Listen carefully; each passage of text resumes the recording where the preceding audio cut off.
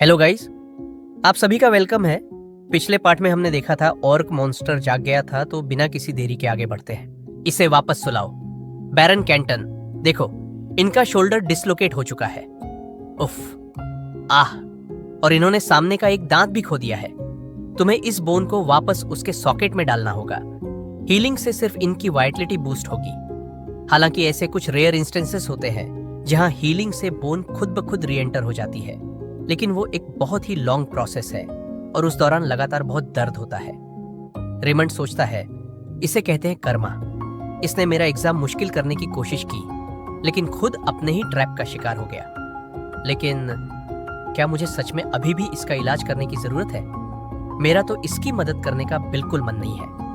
फिर रेमंड सोचता है, लेकिन अगर तुम इनसे मुंह मोड़ लोगे तो क्या तुम खुद को एक सच्चा हीलर कह पाओगे? मुझसे दूर रहो ग्रेटी। तुम्हें क्या लगता है तुम क्या कर सकते हो? और अपनी ये बार्बरिक और अनटेस्टेड ट्रिक्स मुझ पर आजमाना बंद करो। रेमंड बोलता है, मेरे पास एक ऐसा तरीका है जिससे ये बहुत जल्दी ठीक हो सकता है। तुम? अच्छा ठीक है, तुम यहां सुनो।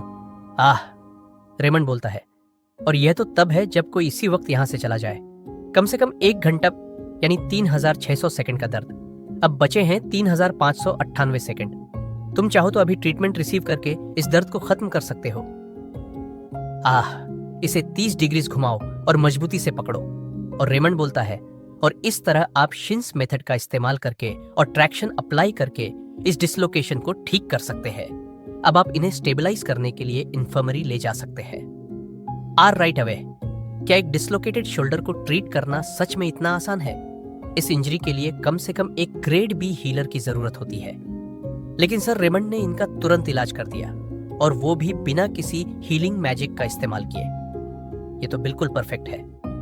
रेमंड बोलता है, जैसा कि आपने अब देख लिया है, मेडिकल साइंस कोई बेजलेस टेक्निक नहीं है। ये एक ऐसी टेक्निक है जिसका इस्तेमाल एंशिएंट टाइम्स में होता था, एक ऐसे इनकम्पेरेबली ग्रेटर एरा से जो हमारे इस दौर से कहीं ज्यादा महान था। अगर मैं वहां जाऊं तो शायद मैं भी। आपका प्रैक्टिकल एग्जाम वेव किया जाता है। आपके फाइनल स्कोर के लिए बाकी टेस्ट के ग्रेड्स को आपस में कंबाइन कर दिया जाएगा। रेमंड सोचता है, तब तो मैं पक्का टॉप स्कोर हासिल करूंगा।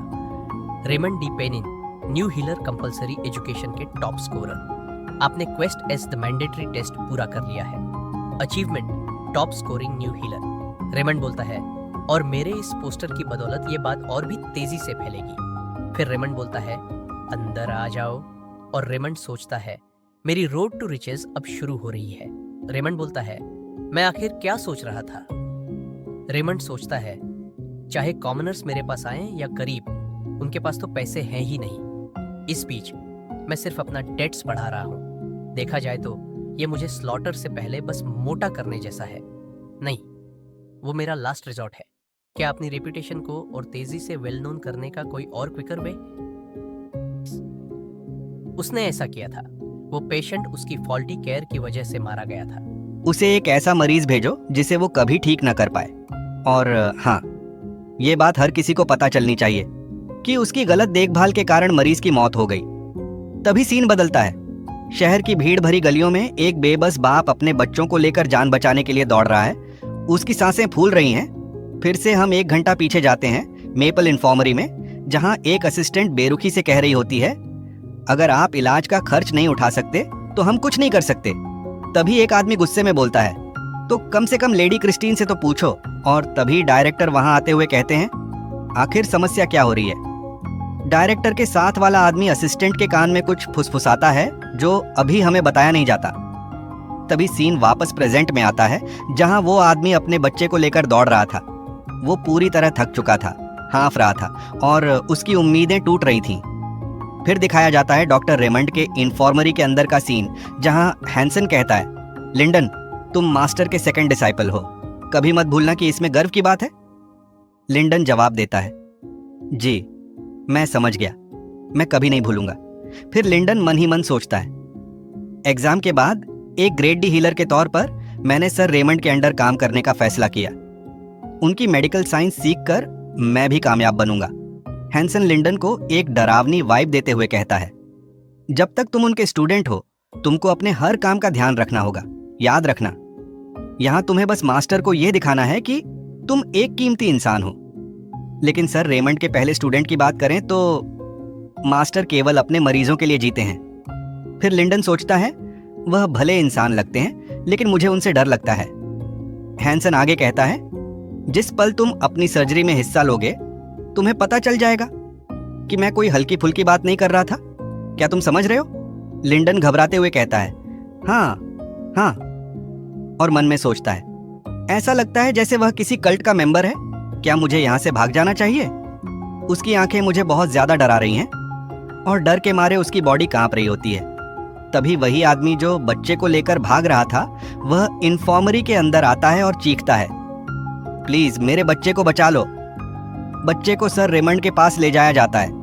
डॉक्टर रेमंड बच्चे की जांच करते हैं और गंभीर होकर कहते हैं, उसकी हालत बहुत खराब है, उसे यहाँ और पहले आना चाहिए था।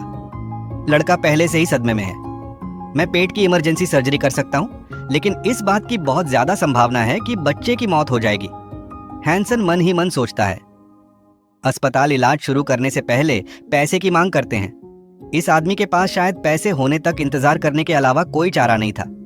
रेमंड दृढ़ता से कहता है, अगर हमने इंतजार किया तो ये छोटा बच्चा मर जाएगा। हो सकता है कि इलाज करने पर भी उसकी मौत हो जाए। आदमी रेमंड के सामने घुटने टेकते हुए बोलता है, जब मैंने उनसे कहा कि मेरे पास कोई पैसा नहीं है, मेपल इन्फर्मरी के बैरन कैंटन ने मुझे यहाँ आने को कहा। मैं वादा करता हूँ कि मैं आपके सारे पैसे चुका दूंगा। प्लीज बस उसकी मदद के लिए कुछ कीजिए। रेमंड अपने मन में सोचता है, वह सही कह रहा है, मुझे कुछ ना कुछ करना होगा। मैं इस बच्चे को ऐसे ही मरने नहीं दे सकता। उसी पल रेमंड को सिस्टम के द्वारा एक क्वेस्ट मिलता है। क्वेस्ट का विवरण, मेडिकल साइंस क्वेस्ट, मरणासन्न बच्चे का इलाज करें। गंभीर हालत में एक मरीज आपके पास आया है, उसकी जान बचाने के लिए हर मुमकिन कोशिश करें। ग्रेड 1.5 स्कैल्पल मुश्किल, मध्यम शर्त, मरीज का इलाज करें। Bonus 2 bonus level up, 20 skill points फायदा। किस्मत का साथ, ए स्ट्रोक ऑफ लक। रेमंड अपने मन में सोचता है, ए स्ट्रोक ऑफ लक। तभी दरवाजा खुलता है और लाओ आते हुए बोलता है, सर रेमंड, हमें तुरंत बात करने की जरूरत है। लाओ कहता है, ऑफिस के एक सोर्स फॉर्म के अनुसार बैरन कैंटन के मन में आपके प्रति नाराजगी है, तो अगर जरा सी भी गलती हुई तो वह आपको पकड़ लेगा, वह झपट्टा मारेगा। ये कोई बेबुनियाद चिंता नहीं है। और यह बात कि उन्होंने मेरे अस्पताल की सिफारिश की, इसे और भी अजीब बनाती है। और अगर मेरी गलती से उस लड़के की मौत हो जाए तो, और फिर ये बात पूरे मोहल्ले में फैल जाए तो पेनिन इन्फर्मरी का काम तमाम हो जाएगा। हैंसन लिंडन से धीरे से कहता है, जितना ज्यादा मैं इस बारे में सोचता हूं उतना ही मुझे लगता है कि इससे दूर रहना ही बेहतर है। इस लड़के को बचाने की संभावना बहुत कम है। रेमंड सोचता है, लेकिन, और फिर तभी जोर से कहता है, मैं जो कर सकता हूं वह करूंगा। लिंडन आते हुए कहता है, बैरन बहुत ही बेरहम है, अगर कुछ भी गड़बड़ हो गई तो तभी उसे हैंसन रोक लेता है और बोलता है, सर, रेमंड अपने मरीजों से मुंह नहीं मोड़ते। लाओ बोलता है, राइट। तो उधर से हैंसन भी क्यूट फेस बनाते हुए बोलता है, राइट। तभी हमारा सीन ऑपरेशन थिएटर की तरफ शिफ्ट होता है, जहां डॉक्टर रेमंड बच्चे का ऑपरेशन करने के लिए सारी तैयारी कर चुके होते हैं। उनको अभी भी थोड़ा थोड़ा डर लग रहा होता है। फिर वह अपने मन में सोचते हैं, इंटरसेप्शन, यह एक गंभीर स्थिति है जो मुख्य रूप से कम उम्र में होती है। आंत का एक हिस्सा उसके ठीक आगे वाले हिस्से में मुड़ जाता है, जिससे रुकावट पैदा हो जाती है। भविष्य में इसका आसानी से इलाज किया जा सकता है, लेकिन अफसोस कि यह लड़का मेरे पास बहुत देर से आया। कुछ समय बाद रुकी हुई आंत सड़ने लगेगी और वह पहले से ही शॉक में है। अगर आंतों के टिश्यू का नुकसान बहुत ज्यादा हो गया तो मैं कुछ नहीं कर पाऊंगा। पूरे कमरे में टेंशन भर जाता है। लेकिन यह कितना गंभीर है, यह तो उसका पेट खोलने पर ही पता चलेगा। 90% मामलों में यह छोटी आंत के आखिरी हिस्से यानी इलियम के आसपास होता है। जैसे ही डॉक्टर रेमंड बच्चे के पेट पर कट लगाते हैं, हैंसन तो देखते रहता है, लेकिन लिंडन आंखें बंद कर लेता है और वह घबरा रहा होता है। डॉक्टर रेमंड सोचते हैं, अच्छी बात यह है कि अभी तक टिश्यू डेड नहीं हुई है। ट्रीटमेंट सिंपल है, मुझे बस आंत के उस हिस्से को पीछे खींचना है जो आगे की तरफ मुड़ गया था। यह इतना आसान है कि शायद निराशा भी हो, लेकिन इसका मतलब यह नहीं है कि यह करना आसान है। सूजन की गंभीरता को देखते हुए जरा सी भी टक्कर से यह फट सकता है। मैं ये कर सकता हूं, जितनी सावधानी और नरमी से मैं कर सकता हूं। रेमंड कांपते हुए अपने मन में सोचते हुए कहता है, कांपना बंद करो, तुम एक सीनियर रेजिडेंट हो, सर्जन जैसी कुशलता दिखाओ। तभी सिस्टम का नोटिफिकेशन आता है, अट्यूनमेंट 20 से 30, सर्जन्स एक्सपीरियंस एक्टिवेटेड। अट्यूनमेंट 20 से बढ़कर 30 हो गया है, अट्यूनमेंट 30 से बढ़कर 33 हो गया है। तभी उसी वक्त डॉक्टर रेमंड की skill heart of steel activate हो जाती है, जिससे कि उनका बॉडी कांपना बंद कर देता है और वह पूरी तरह शांत हो जाते हैं। डॉक्टर रेमंड मन में सोचते हैं, एक गलती और सब खत्म। मुझे छोटी आंत के उस हिस्से को बड़ी आंत से हटाना है जो रुकावट पैदा कर रहा है। बहुत बढ़िया, रिडक्शन सफल रहा। लिंडन सोचता है, इसका इलाज करने के लिए आपको बहुत ज्यादा हीलिंग पावर की जरूरत होगी, लेकिन उसने अभी जो किया वह तो बहुत ही मामूली बात थी। क्या मेडिकल साइंस यही है? सभी लिंडन सर रेमंड से पूछता है, क्या आपका हो गया? रेमंड बोलता नहीं, अभी नहीं। और वह सोचता है, मुझे यह तय करना है कि आंत के उस हिस्से को काटना है या नहीं। मैं बिना किसी परेशानी के उस खराब हिस्से को बाहर निकालने में कामयाब रहा, लेकिन अगर वह अंदर से सड़ने लगा तो वह मर जाएगा। इसका बस एक ही उपाय है, इसके सड़ने से पहले मुझे इसे काट कर निकालना होगा। समस्या यह है कि मैं यह तय नहीं कर पा रहा हूं कि यह सड़ेगा या नहीं। इसे हटाना शायद जरूरी ना हो।